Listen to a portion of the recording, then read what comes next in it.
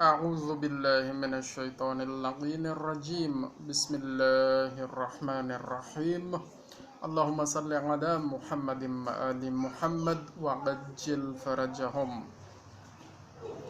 دوستو، آج کل معاشرے میں جو سب سے بڑا مرض لاحق ہے وہ یہ ہے کہ فتنہ اور فساد کو پھیلایا جا رہا ہے۔ کبھی خوف کی صورت میں، کبھی کسی کو پینک کر کے، اور کبھی کسی طرح غلط افواہیں پھیلائی جا رہی ہیں اور غلط پروپیگنڈا کیا جا رہا ہے۔ انفرادی سطح پر بھی پروپیگنڈا کیا جا رہا ہے، اجتماعی سطح پر بھی پروپیگنڈا کیا جا رہا ہے۔ تو اس سے کیا ہو رہا ہے؟ فتنہ بڑھ رہا ہے، ماحول میں فساد میں اضافہ ہو رہا ہے۔ تو یہ بہت بڑا جرم ہے۔ فتنہ و فساد پھیلانا در حقیقت قتل کرنے سے بھی بڑا جرم ہے۔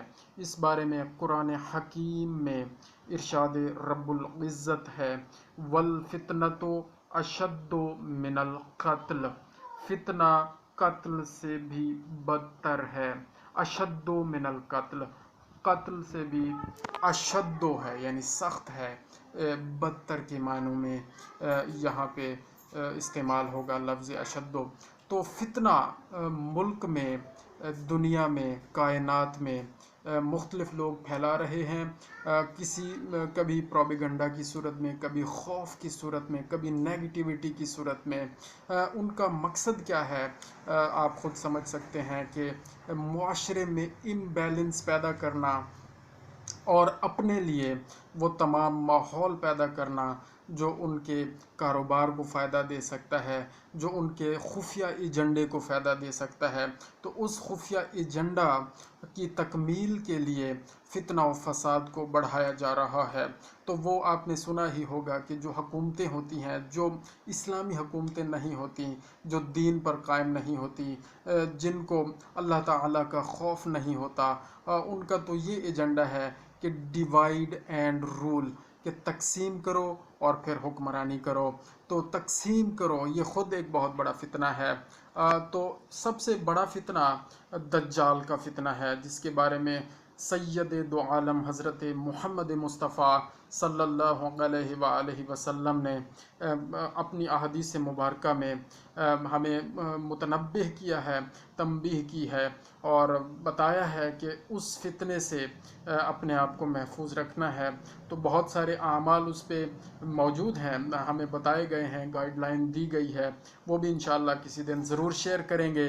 تو فتنہ قتل سے بھی اشد ہے، یعنی کہ بدتر ہے۔ اس سے معاشرے میں بگاڑ پیدا ہوتا ہے، خوف پیدا ہوتا ہے، اور معاشرے میں پینک سچویشنز پیدا ہوتی ہیں، سارا نظام درہم برہم ہوتا ہے۔ اور فائدہ کس کا ہوتا ہے؟ جو یہ فتنہ اور فساد پھیلانا چاہتا ہے۔ در حقیقت وہ اپنا فائدہ کر نہیں سکتا۔ اللہ رب العالمین ان کو اپنی پکڑ میں لے لیتے ہیں جو فتنہ اور فساد پھیلانا چاہتے ہیں۔ اللہ تعالیٰ سے ہم دعا کرتے ہیں کہ ہم پازیٹیو لوگوں میں شامل ہو جائیں، پازیٹیوٹی پھیلائیں۔ اچھی بات کرنا صدقہ جاریہ ہے، اچھی بات بتانا صدقہ جاریہ ہے، کسی مومن کو خوش کرنا صدقہ ہے، نیکی ہے۔ تو اچھی بات کر کے کسی کے دل کو فرحت اور سکون پہنچایا جائے، بری بات سے پرہیز کیا جائے، فتنہ اور فساد سے دوری اختیار کی جائے، اور ہر وہ بندہ جو آپ کے حوصلے کو کم کرے اپنی باتوں سے، اپنے اعمال سے، اپنے افعال سے، وہ حوصلہ جو آپ کو نیکیوں کی طرف بڑھنے کے کام آتا ہے، وہ حوصلہ، وہ ہمت جو آپ کو اچھائی کی طرف لے کے جانا چاہتی ہے، وہ حوصلہ، وہ ہمت جو آپ کو اللہ رب العالمین کے قریب کرتی ہے، تقوی کا لباس عطا کرتی ہے اللہ تعالیٰ کے فضل و کرم سے، اس حوصلے کی شکنی کے لیے جو لوگ اپنی باتوں کے نشتر چلاتے ہیں اور اپنے ایسے اعمال و افعال انجام دیتے ہیں اور ایسی حرکتیں معاشرے میں کرتے ہیں جن سے آپ کی حوصلہ شکنی ہوتی ہے، اور تقوی سے آپ دور ہوتے ہیں، نیکیوں سے دور ہوتے ہیں، آپ کی جو پازیٹیو سوچ ہے